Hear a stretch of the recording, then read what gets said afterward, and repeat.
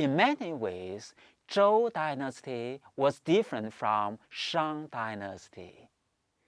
There existed a golden period of Zhou dynasty, which Confucius took as a model of ethics and politics. The Duke of Zhou, he was King Wu's brother. He designed a ritual system for maintenance of social political order. The first problem facing the new dynasty was how they could identify with the political and religious system of Shang dynasty. The high god of the Zhou people was not called Shangdi, but rather it was called Tian. If there exists only a singular high god, they had to address the problem of identity of this high god. The Shang king had a monopoly of access to the high god, and through their ancestors, they could communicate directly with the high god. Now, Shang king Zhou was overthrown. He lost the mandate from the high god. It was Zhou king Wu who took his place. And King Wu was qualified to this position, the position of king. He won the mandate from the high god. How is it that King Wu established a means by which he could communicate with the high god? This time, the high god was not called Shangdi, but it was called Tian. It seemed that the Zhou people did not accept the communicative means used by the Shang people. The Zhou people thought that the high god was not bound to any royal lineage. The high god was universally accessible. The high god could bestow the heavenly mandate to anyone who is qualified to be a king. So here it seems that the high god was a transcendental being in the mind of the Zhou people. It is the role relation between the high god and the king that counts in a formal way, rather than the specific relation between the high god and Shang king Zhou.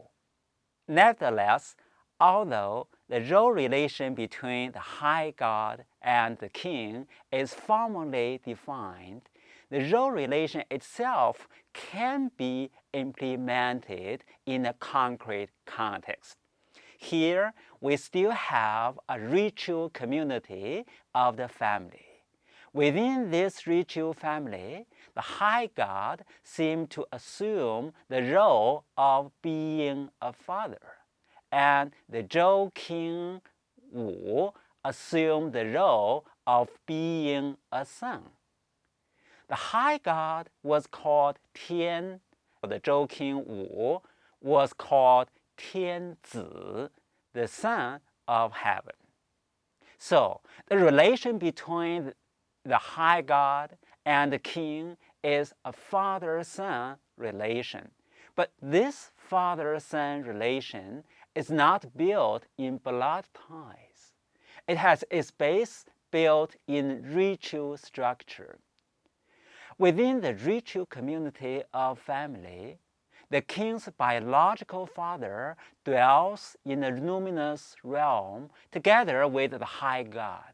But the Zhou people did not emphasize kinship as much as the Shang people did.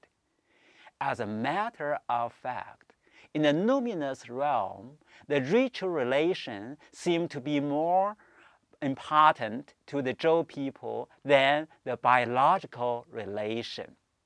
Unlike the world of the living, the luminous realm is organized on the ritual principle rather than on the biological principle. In fact, the ritual principle is a cardinal principle that dominates the whole ritual system. It is in a ritual sense that an intrinsic relation between the high god and the king was established. The ritual relation seemed to be of more metaphysical significance than the biological relation, but it is more difficult to recognize than the biological relation in the actual context. The ritual relation is to be defined as a structural relation that is formed between the placeholder and the high god within the ritual space. This is the place for the king. And here's the question: who is to be assigned to that place, the place of the king? Well, this is a thorny question. The Shang king Zhou was removed from that place because he failed to satisfy the ritual and moral requirements. But what is to be done in order to meet the requirement? To whom is the mandate to be bestowed? No one knows. The Duke of Zhou spoke in the name of the king. I quote, "It was not that our small state dared to aspire to the mandate of Yin, that is, the Shang dynasty, but that heaven was not with Yin. It would not strengthen its misrule. It helps us.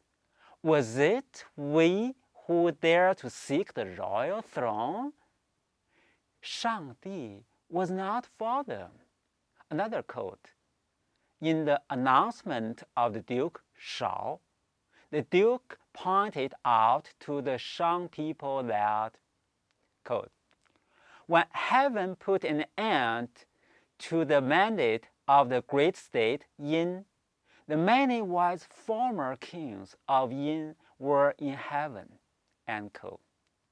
The former kings of Shang could not save King Zhou from falling away. Maybe they were not willing to intervene on behalf of their descendants. And the Zhou king Wu was qualified to take the place of king, and he was assigned to that place. It was in the same way that Shang king Tang, the founder of the Shang dynasty, he took the place of the Xia king. The Duke of Zhou, in an address to his fellow regent, the Duke of Shao, the Duke of Zhou said, "An implacable heaven sent down ruin on Yin, and Yin has lost the mandate, and Zhou has received it. Yet I do not dare to say whether our foundations will always abide in prosperity, or whether it will end in misfortune. Heaven's mandate is not easily preserved. Heaven is hard to rely on." So we have two examples to show it is rather difficult to recognize the ritual relation. Although the ritual relation between the high god and the king brings out uncertainty and even anxiety from the royal family, it provides a formal basis for power transference. A political system is designed in which all the political positions are structurally defined. The system is a network of political relations. The heaven, the son of heaven, the duke, the noble, the ordinary people are related on the ritual basis in this community, in this ritual community.